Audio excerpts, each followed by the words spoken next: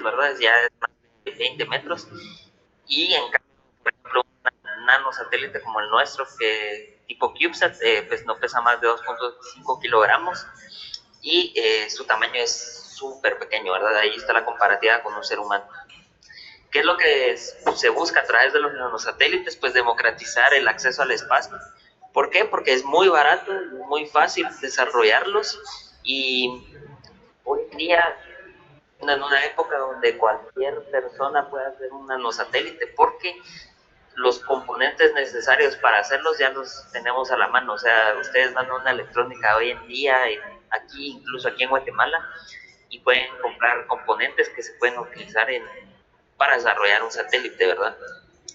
Que es un satélite, es cualquier satélite, que es un nanosatélite, cualquier satélite que pesa menor, que tiene un peso menor a los 10 kilogramos, y el estándar más famoso, o sea, se construyen con varios estándares, y el más famoso es el tipo CubeSat. Los CubeSat son como lo ven ahí en la imagen. CubeSat viene de cubo y SAT de satélite. Es lo que ustedes miran en esa imagen, son satélites que en forma de cubo, que no pesan más de 10 kilogramos. ¿Dónde nació esto? Esto nació en ¿cómo se llama? En Cal Poly, en California, y en Stanford. La historia es interesante. Básicamente uno de los profesores allá de ingeniería aeroespacial se dio cuenta de que los estudiantes no estaban pudiendo, no podían como probar las teorías que estaban, ¿cómo se llama?, proponiendo, porque no podían ir al espacio. O sea, era algo muy complicado, muy caro. Entonces todo lo que hacían se quedaba a nivel teórico. Entonces ellos se dieron cuenta que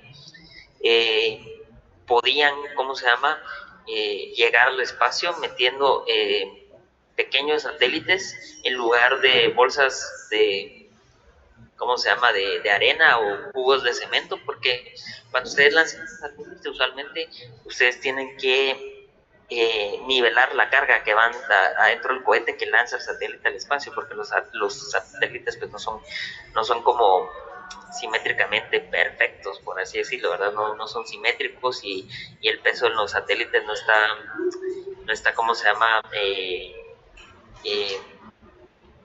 no está puesto bien, ¿verdad? O sea, todo está por un montón de lados. Entonces hay que nivelar ese peso, y para nivelarlo pues se les ocurrió a esta gente de Cal Poly y a la gente de Stanford, pues en lugar de meter basura, como bolsas de arena o cuestiones así, meter satélites de verdad.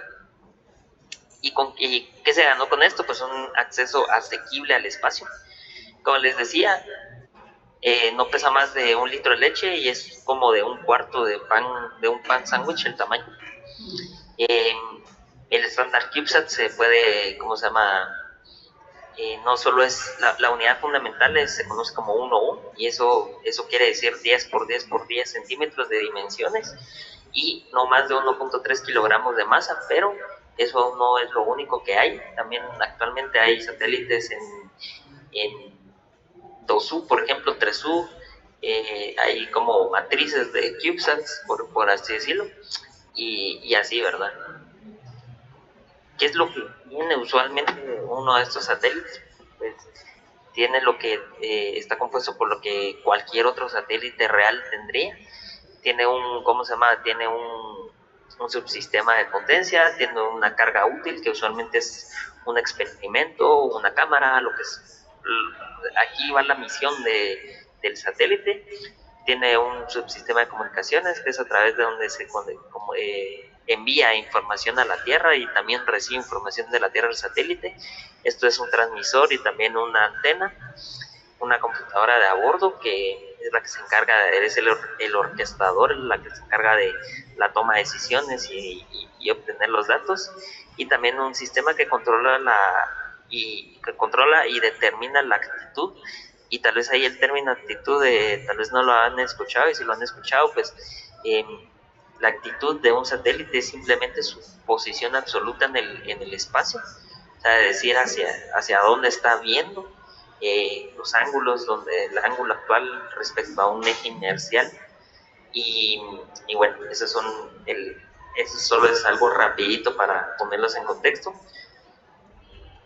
También, solo para terminar acá, eh, estos satélites, los nanosatélites, usualmente se lanzan en órbitas bajas circulares. Eso quiere decir que están entre 400 y 650 kilómetros de altura, eh, y viajan a unos 8 kilómetros por segundo. Eso es más o menos más de 2.700 kilómetros por hora. Y a esa velocidad pues tardan como aproximadamente 90 minutos en dar vuelta a la Tierra, y completan entre 14 a 16 órbitas por día.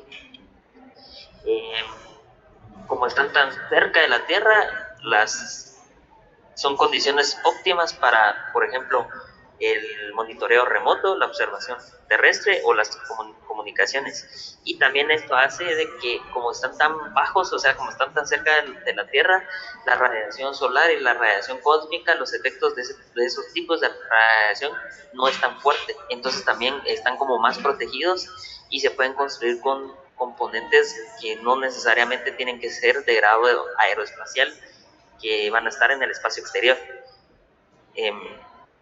¿Por qué son tan revolucionarios? Pues, o porque hay una revolución y toda un rollo bien grande ahorita alrededor de esto. Primero, por el tiempo de desarrollo y el costo, ¿verdad? O sea, un satélite real puede tomar hasta 30 años en realizarse, en construirse, eh, y puede costar más de $500 millones el desarrollo. Pero un satélite de tipo CubeSat puede tomar menos de 8 meses. O sea, hay empresas que arman satélites en menos de 8 meses, en 6 meses alrededor, y su costo o sea, el costo es usualmente menor a los $500,000, y eso incluyendo el lanzamiento del satélite, la puesta en órbita, ¿verdad?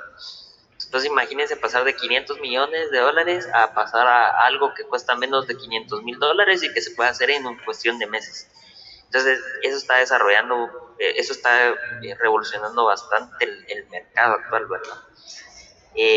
También las aplicaciones, por ejemplo, aplicaciones como el monitoreo remoto, las comunicaciones, Internet de las cosas, globalización y logística, monitorización de señales y aplicaciones científicas. Todo el costo de estas aplicaciones, que antes era pues muy elevado, los nanosatélites lo están bajando muchísimo. ¿Cómo se lanzan al espacio? Pues solo para que tengan una idea, se meten en un cohete, ese cohete se lanza al espacio, luego ese cohete pues lleva una carga que usualmente llega a la Estación Espacial Internacional. Hay varias empresas que hacen esto y varias agencias aeroespaciales. Y ya en la agencia aeroespacial pues viene uno de estos astronautas y agarra el nanosatélite, lo mete en una cápsula, que hay varias de estas en la estación. Esa es una comercial que se conoce como NanoRacks, y ya el nanosatélite pues sale a órbita. Ahí, como ven, es ya cuando se lanza. Literalmente se lanza y ya pues por, ¿cómo se llama? Por cuestiones de que ustedes sabrán, ¿verdad? De la fuerza centrípeta y la aceleración y la velocidad, pues se queda orbitando, ¿verdad? Alrededor de la Tierra. Pues, ¿qué tiene que ver todo esto con Arduino? Pues aquí en Guate, ustedes sabrán y han escuchado, y si no les cuento, estamos construyendo un satélite en la Universidad del Valle, y muchos de sus componentes están siendo construidos con Arduino. Y Arduino no me refiero, y ahí hay que hacer una distinción. Arduino no es un microcontrolador, Arduino es una plataforma. Si ustedes piensan que Arduino es el microcontrolador que tiene su Arduino 1, entonces han vivido toda su vida equivocados. Y ¿cómo se llama? Y está mal. O sea, tienen que empezar a darse cuenta de que Arduino, más que un microcontrolador, es una plataforma completa que está compuesta por una comunidad de más de 30 millones de personas alrededor de todo el mundo, y es a través de esa plataforma que nosotros estamos construyendo varias de las partes del satélite, ¿verdad? Solo para ponerlos en contexto también con lo que está haciendo la del Valle. La del Valle está construyendo un satélite desde hace más de 5 años, un poco más de 5 años, y lo va a lanzar al espacio gracias a la agencia de, ¿cómo se llama? UNOSA se llama, la Agencia de Asuntos del Espacio Exterior de Naciones Unidas, y lo que tienen ellos junto con JAXA, que es la Agencia Espacial Japonesa, es un programa que se llama Kibokyo, y este programa básicamente lo que ofrece a países como Guatemala, países en vías de desarrollo, o países, o mejor dicho, países que no tienen capacidades aeroespaciales, le dan la oportunidad a este tipo de países de lanzar un nanosatélite a través de la Estación Espacial Internacional, y específicamente a través del módulo Kibo, que es un módulo de la Agencia Espacial Japonesa que también tiene la capacidad de lanzar nanosatélites. Entonces hace 2 años nosotros aplicamos esta competencia y fuimos los ganadores del 2017. Y gracias a eso pues vamos a lanzar el satélite, ya que Japón y Naciones Unidas se encargan y se van a encargar de los costos de certificación de que el satélite es seguro para viajar al espacio y estar en la Estación Espacial Internacional, pero también del costo de lanzamiento, o sea, el flete que el cohete, ¿verdad? Ahora, todo lo demás lo tiene que pagar la LOAE, me refiero a la construcción per se del satélite y las pruebas también que tenemos que cumplir antes de enviarle el satélite antes de entregarle el satélite a JAXA. Entonces, ¿por qué estamos usando Arduino? Primero porque nuestro presupuesto es limitado, entonces tenemos que pues ponernos creativos y encontrar soluciones baratas. Segundo, porque no tenemos el conocimiento, o sea, nadie aquí sabe lo que está haciendo, para serles sincero. Nadie estudió ingeniería aeroespacial, pero eso no nos está limitando, no nos está cortando las alas, pero de igual forma, pues siempre nos limita un poco en cuanto al tipo de herramientas que podemos usar. Entonces, básicamente estamos usando lo viejo conocido. Y tal vez la más importante y la que tiene más peso es la tercera, y es que la mayor parte de voluntarios, porque el proyecto lo trabajan en 85%, 90% de las personas que están en el proyecto son voluntarios, y esos voluntarios son estudiantes universitarios y estudiantes que todavía no saben programar, o que su background no es programación como tal. Entonces, pedirle a estos estudiantes, a estos voluntarios, que aprendan a programar plataformas que son más complejas, por ejemplo, una plataforma de arquitectura ARM o algo por el estilo, sería muy tardado y pues, nos costaría muchísimo tiempo. Entonces nos decidimos ir por Arduino porque es una plataforma que es fácil de utilizar, que tiene muchísima documentación en línea y que es gratuita, y que los estudiantes pueden aprender por su cuenta y que también pueden apoyarnos fácilmente. Entonces esas fueron las 3 razones. Hay varios subsistemas que estamos armando, que estamos construyendo con la plataforma. Uno de esos es el sistema de control y determinación de actitud.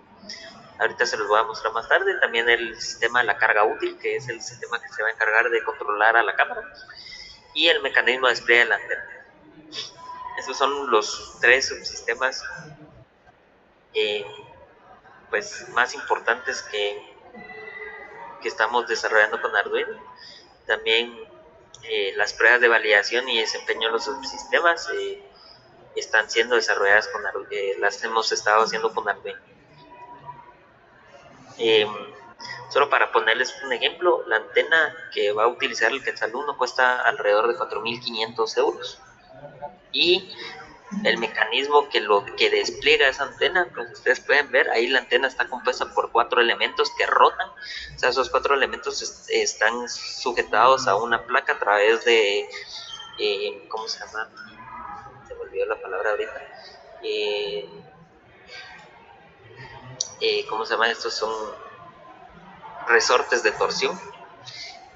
Y entonces lo que hacen esas antenas es de que se elevan así, ¿verdad? Así es como uno las agarra en la estructura y ya en el espacio se liberan y se ponen en la posición que ustedes ven ahí.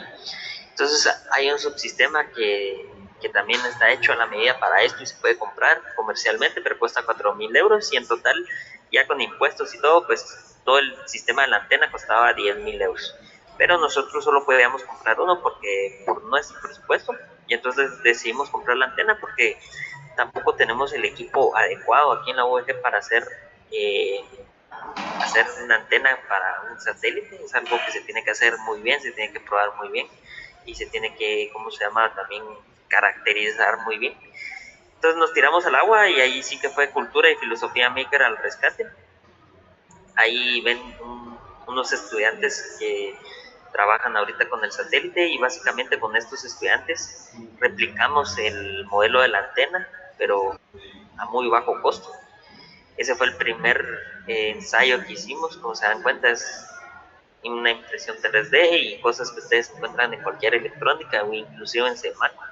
Pueden encontrar todo eso, menos la impresión 3D, que esta sí la hicimos aquí en la UEG. Y lo que hicimos básicamente fue replicar pues todo el subsistema.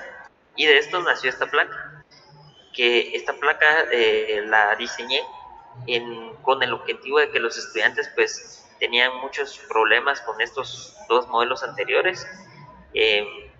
Entonces lo que hice fue una placa en donde ellos tuvieran una plataforma de programación donde pudieran programar los algoritmos de despliegue de las antenas. Las antenas se van a desplegar a través de estas, no sé si miran, acá hay unas resistencias. De estas resistencias las antenas se agarran a estas resistencias y ya en el espacio lo que hacemos es calentar esta resistencia, les inyectamos una corriente eléctrica y ya se despliega. O sea, ya quema el hilo que agarra las antenas y ya pues libera las antenas. Y entonces lo que hace esta placa es básicamente controlar la corriente que se le inyecta a estas resistencias que están acá, que ahí están solo los cables. Y básicamente pues es un Arduino Uno, o sea, me basé de la arquitectura del Arduino Uno. Utiliza una Mega 328P y bueno, algunas otras cuestiones que yo le agregué, como un cargador de baterías, se puede comunicar de forma inalámbrica, y de eso pues ya nació este modelo, que aquí sí ya es una réplica, pues no exacta, pero sí con bastante fidelidad del modelo real de la antena, y ya logramos pues validar nuestro subsistema. De esto pues nació esta placa que ustedes ven acá y que ya es una placa, pues la placa de vuelo que ya es la que se va a utilizar en el satélite. Esta ya es la placa de vuelo, si se dan cuenta aquí pues la estamos validando otra vez con Arduino, el, el funcionamiento es a través de Arduino. Y lo más importante de todo esto es que todo esto nos costó no más de $250. Y eso es 16 veces más barato que el modelo comercial. Entonces, ¿qué es lo que les quiero decir acá o qué es lo que me interesa decirles acá? Nosotros no estamos usando Arduino porque sea fácil o porque, ¿cómo se llama? No sé cómo decirlo bien, pero estamos usando Arduino por esto justamente, porque nos permitió hacer un sistema de $250 cuando el real o el comercial, por así decirlo, cuesta 16 veces más. Y en el camino pues aprendimos muchísimo, aprendimos de diseño de placas, aprendimos de ingeniería aeroespacial, los estudiantes aprendieron a programar, la manufactura digital también se aprendió un montón porque tuvimos que aprender bueno, ya varios de nosotros sabíamos diseñar en 3D, pero bastantes estudiantes no sabían, entonces tuvieron que aprender a usar impresoras 3D, tuvieron que aprender de electrónica básica, porque esto de las antenas pues es ley de Ohm, no es nada del otro mundo, esto funciona a través de la ley de Ohm, es pura ley de Ohm, y entonces eso es lo que es realmente importante. El hecho que esté un Arduino ahí pues da lo mismo, pero la filosofía que está alrededor de la plataforma completa de Arduino nos permitió llegar de esto a algo que se va a ir al espacio y que funciona. Hasta la fecha se han hecho más de 250 pruebas con este subsistema y tenemos como un 98% de éxito de esas 250 pruebas, de más de 250 pruebas. Y esto solo es un ejemplo, o sea, realmente la filosofía aparece por todos lados. Por ejemplo, ese es un sistema que hicimos porque teníamos que desarrollar un algoritmo para los fotodiodos que están en los sensores de sol que están en cada una de las caras del satélite. Y entonces necesitamos hacer rotar el satélite a una velocidad conocida y a ángulos conocidos. Entonces lo que hicimos fue cortar esto en una cortadora láser. ¿Cómo se llama? Conseguimos un motor stepper de reciclaje de una impresora, un Arduino y una ¿cómo se llama? Una tarjeta para un driver para el motor y vámonos, ¿verdad? Entonces se dan cuenta que esto es algo muy barato, que un sistema similar comercial nos hubiera salido carísimo y lo replicamos en un par de horas con plataformas abiertas y manufactura digital. Esta es una jaula de Helmholtz que se utiliza para simular campos magnéticos. Eh, esta también se desarrolla aquí en la UEG y la controlamos a través de Arduino. O sea, las bobinas ¿cómo se llama? Que se utilizan ahí para generar campos magnéticos, controlar todo.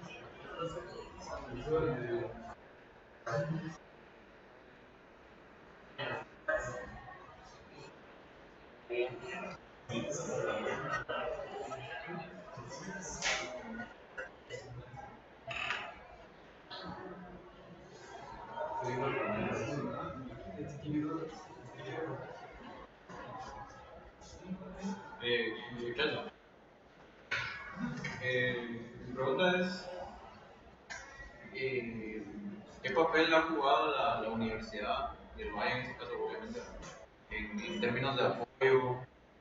Y, pues, sí, esa sería la pregunta, ¿qué papel ha jugado la universidad en términos de apoyo?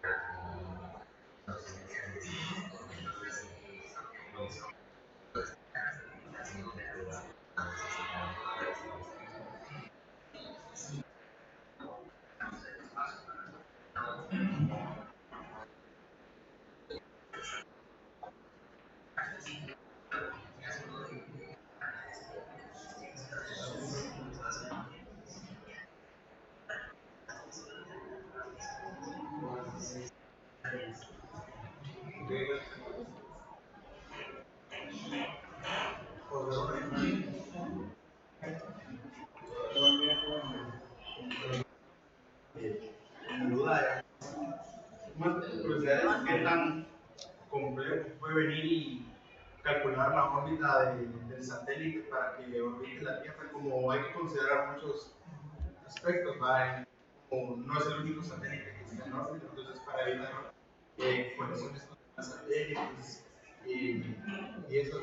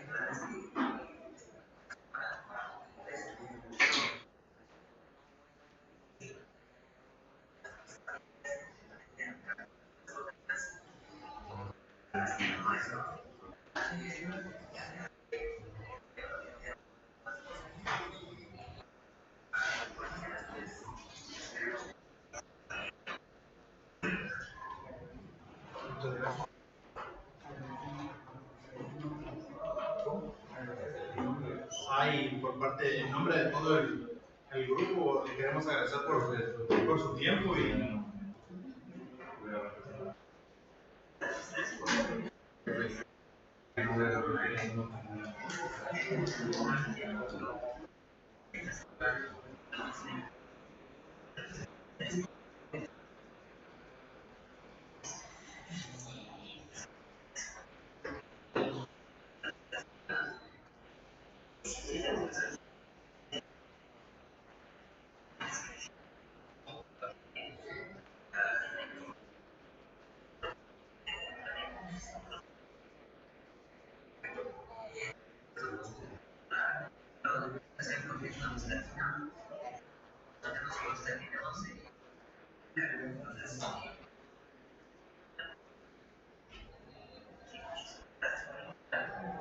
Y parte del agradecimiento que le queremos dar hacia su persona por el tiempo y por la disposición que usted tuvo, le vamos a dar WhatsApp pasar un diploma para que usted lo pueda ver. Y realmente pues estamos muy agradecidos como estudiantes y entendemos como usted instituciones para poder brindarnos ese conocimiento y herramientas que nos van a ayudar en hacer.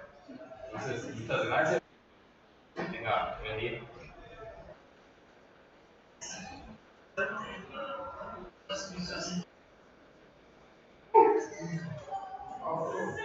Gracias.